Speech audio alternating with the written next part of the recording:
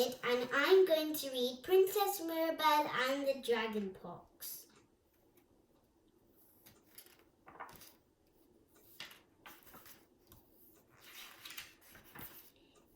Here's the picture, and I will be reading. Ellen had chicken pox. She was covered in spots. You mustn't scratch them, said Mum. Ellen put on her right slipper. She had lost the left one and went to look at her spots in the bathroom mirror. The spot on her nose was so itchy, surely a tiny little scratch wouldn't do any harm. Ellen lifted her finger to her nose.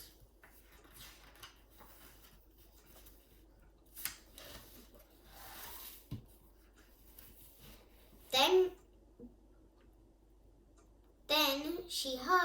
she jumped when a voice from the mirror said, "Don't scratch, you might turn into a toad." Could this really be happening? Could Ellen's reflection in the mirror girl really be talking to her? Before Ellen could reply, the mirror girl went on, "You've got really bad dragon pox." "No, I haven't," said Ellen. "I've got chicken pox, and so have you. You're my reflection."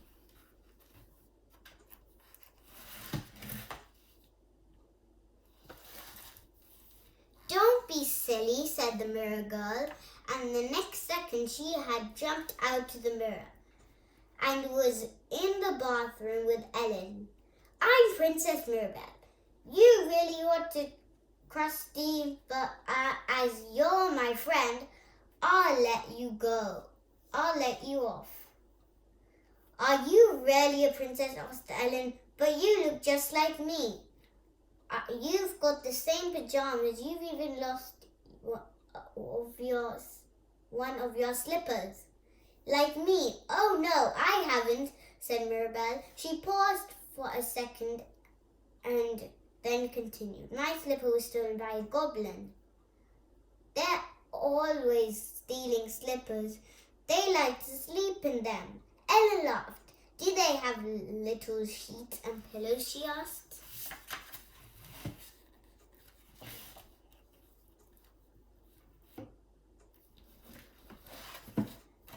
"Never mind that," said Mirabelle. "We need to get started on the cure for dragon pox." And she put the plug in the bath and turned on the taps. "But I haven't got dragon pox," said Ellen. "Well, I have," Mirabelle said familiarly. "You see, a dragon captured me last week and carried me off to his mountain lair. Luckily, a knight came and rescued me, but when I got home, I came out in the terrible spots." "Did the knight want to marry you?" asked Ellen, but Mirabelle seemed to not hear her.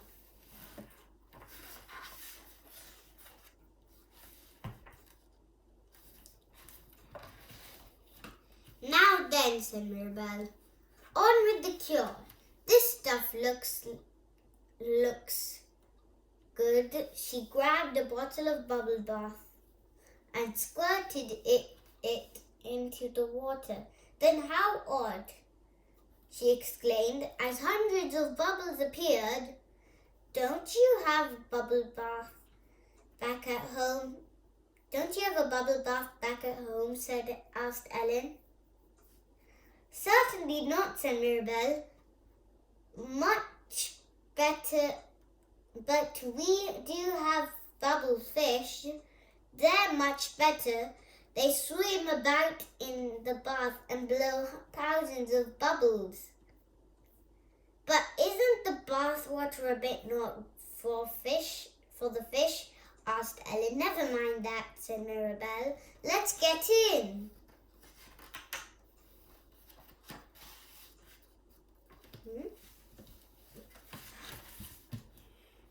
"We need some more ingredients," said Mirabelle when they were both in the bath. "Let's try this." Before Ellen could stop her, She had squirted a whole tub of toothpaste into the water. Hey, now we won't be able to clean our teeth, Ellen protested. But can't you get the fairies to clean your teeth? Asked Mirabelle. No, I don't know any fairies. And what would they use instead of toothpaste? Well, our fairies collect dewdrops from rose petals and use that, said Mirabelle.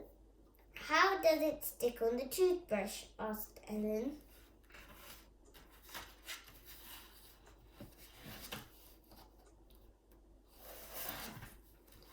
I do wish you wouldn't ask so many questions, said Mirabelle.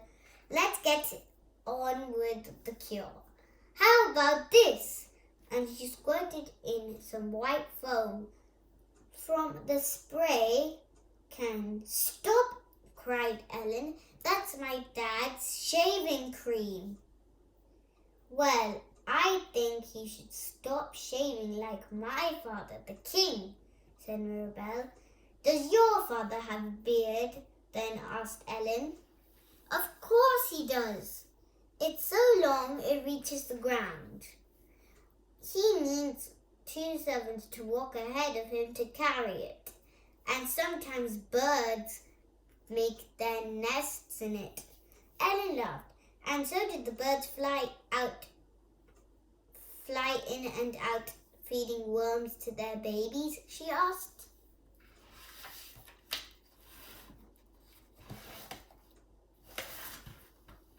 Mirabelle didn't reply. Instead, she poured a bottle of shampoo into the bath. How will we wash our hair now?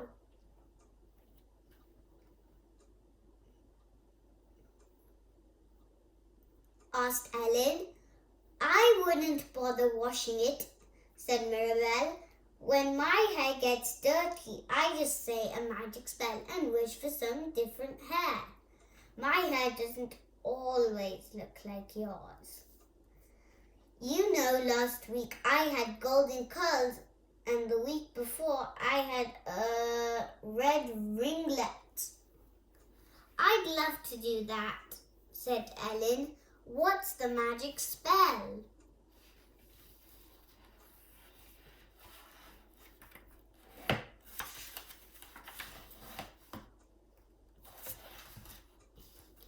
I'll tell you later, said Mirabelle, and she splashed some frothy, creamy, foamy, toothpastey bath water on at Ellen. Ellen giggled and splashed some back. This was beginning to be fun, but then she noticed that the bathroom floor was getting really wet from all the splashing.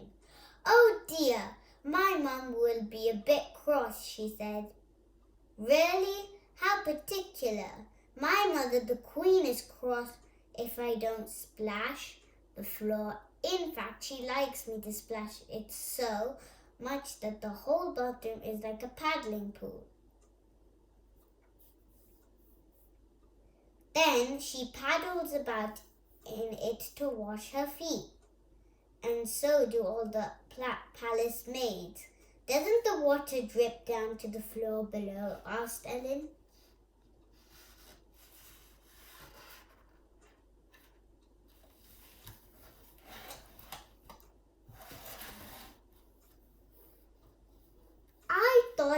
I told you to stop asking questions, said Mirabelle.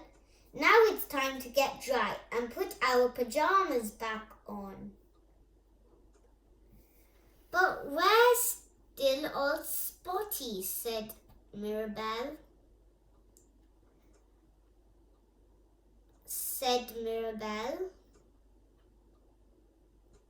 Now it's time to get But we're still all spotty, said Ellen as she put on her slippers. The cure hasn't worked. Ah, that's because we haven't done part 2 yet, said Mirabelle. What's part 2? Asked Ellen. This Mirabelle picked up a roll of blue paper and started to wind round and round Ellen, who laughed. "What about you?" she asked. "Well, do me later," said Mirabelle, carrying on with winding. Before long, Ellen's whole body was covered in blue paper, and Mirabelle had started on her face. "Then close your eyes and count to 100, she said to Ellen. So Ellen did.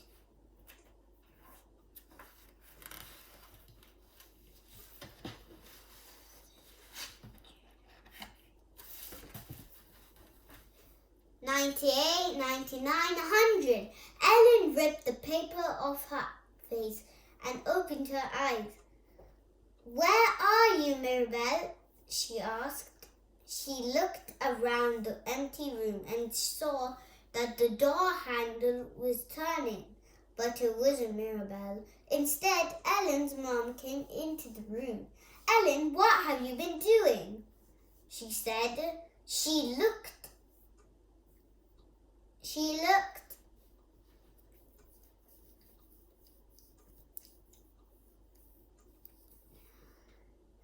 at the watery, foamy room. And all the empty tubs and bottles. "It wasn't me. It was Princess Mirabelle," said Ellen. "She came out of the mirror and she was trying to cure my chicken pox.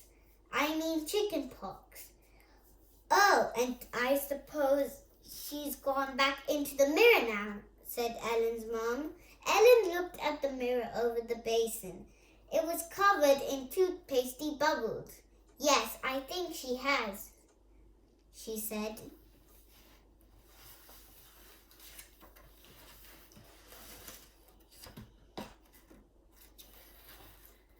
Ellen's mom sighed. Then she looked at Ellen.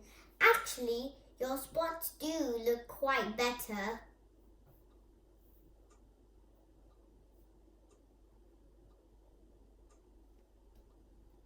she said. "That one on your nose has disappeared. And look," she added, picking something out of the basin. "Here's your left slipper." Ellen said nothing, but she smiled. As she put the slipper on, she knew that it wasn't really her slipper. It belonged to Princess Mirabelle. The end.